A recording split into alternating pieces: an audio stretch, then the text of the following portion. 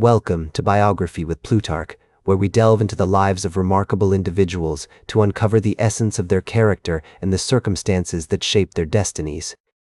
Today, we embark on a fascinating journey through the life of John Ronald Reuel Tolkien, a man whose imagination would go on to craft entire worlds, enchanting generations with his tales of Middle-earth.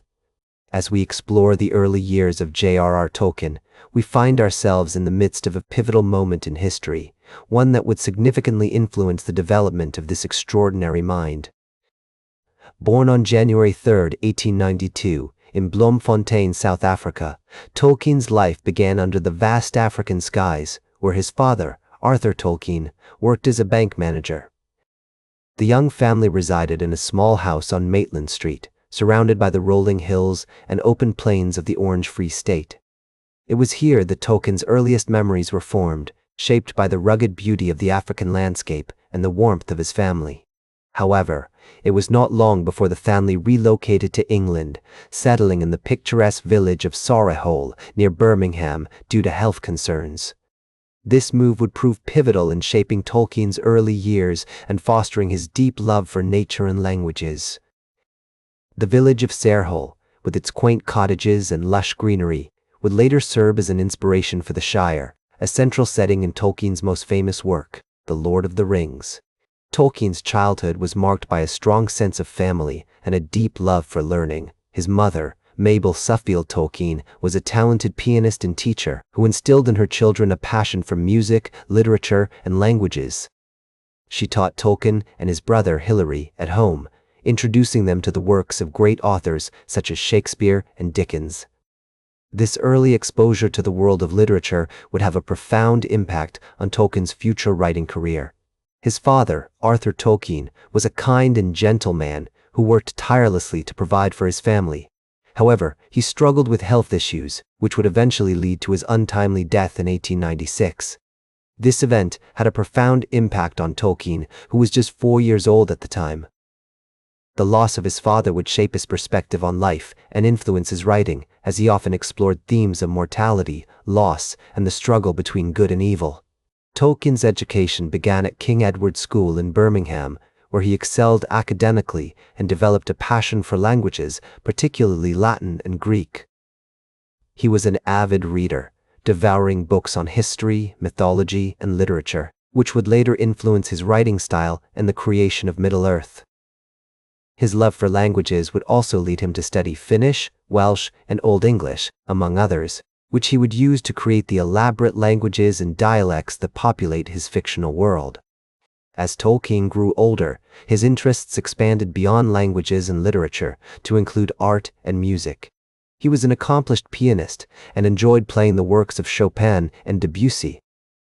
He also developed a passion for painting and drawing, often sketching landscapes and fantastical creatures in his notebooks.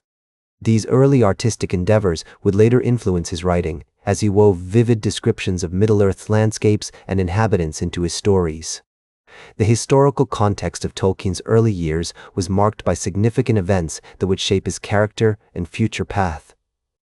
The late 19th and early 20th centuries were a time of great change and upheaval, with the Industrial Revolution transforming the landscape of England and the world at large. The rise of nationalism and imperialism also had a profound impact on Tolkien's worldview, as he witnessed the effects of colonialism and the struggle for independence in various parts of the world. Tolkien, we find ourselves at the threshold of his academic and literary career, poised to embark on the path that would lead him to create some of the most enduring works of fantasy in modern literature. The university's hallowed halls, filled with the whispers of ancient wisdom and the echoes of scholarly debate, would soon become Tolkien's home, shaping his mind and nurturing his imagination as he delved deeper into the realms of language, mythology, and fantasy. Tolkien's life as we delve into his academic and literary career at Oxford University. This pivotal period in his life would shape his writing style, introduce him to lifelong friends, and lay the foundations for his future literary successes. As Tolkien began his studies at Exeter College, Oxford, he found himself immersed in a vibrant community of scholars, writers, and thinkers. The university's hallowed halls, filled with the whispers of ancient wisdom and the echoes of scholarly debate, would soon become Tolkien's home, nurturing his imagination and fostering his love for languages, mythology, and fantasy. During his time at Oxford, Tolkien developed close friendships with fellow students, including Christopher Wiseman, Geoffrey Bosch Smith, and Robert Gilson. Together, they formed a tight-knit group known as the TCBS, T-Club, Barovian Society, which would meet regularly to discuss literature, share their writing, and support one another in their academic pursuits. Tolkien's academic career at Oxford was marked by excellence, particularly in the fields of languages and philology. He excelled in his studies of Latin, Greek, and Old English, and developed a deep appreciation for the works of William Morris, George MacDonald, and other fantasy authors. His love for languages would lead him to create the elaborate languages and dialects that populate Middle-earth, including Elvish, Dwarvish, and the Black speech. As Tolkien progressed in his studies, he began to develop his writing style, experimenting with poetry, short stories, and novels. These tales would later evolve into the richly detailed narratives that comprise the Silmarillion and the Lord of the Rings. Tolkien's time at Oxford was also marked by significant events that would shape his worldview and influence his writing. The outbreak of World War I in 1914 had a profound impact on Tolkien, who served as a lieutenant in the British Army. His experiences during the war, particularly the horrors he witnessed at the Battle of the Somme, would later inform his depiction of warfare and its effects on individuals and societies in The Lord of the Rings. As we explore this period in Tolkien's life, we find that his academic and literary pursuits were deeply intertwined with his personal relationships and experiences. His friendships with fellow writers and scholars such as C.S. Lewis and Hugo Dyson would have a lasting impact on his work, as they shared ideas, critiqued one another's writing, and supported each other through the challenges of academic and literary life. Tolkien's life, as we delve into his post-war career and the creation of Middle-earth. This pivotal period in his life would see the publication of his seminal work, The Hobbit, and lay the foundations for his future literary successes. As Tolkien returned to Oxford after the war, he was appointed as a professor of Anglo-Saxon studies at Pembroke College. He threw himself into his academic pursuits, teaching and researching with renewed passion and energy. However, it was during this time that he also began to develop his writing style, experimenting with fantasy stories and world-building. In 1920, Tolkien became a professor at Leeds University, where he met and befriended E.V. Gordon, a fellow scholar of languages and literature.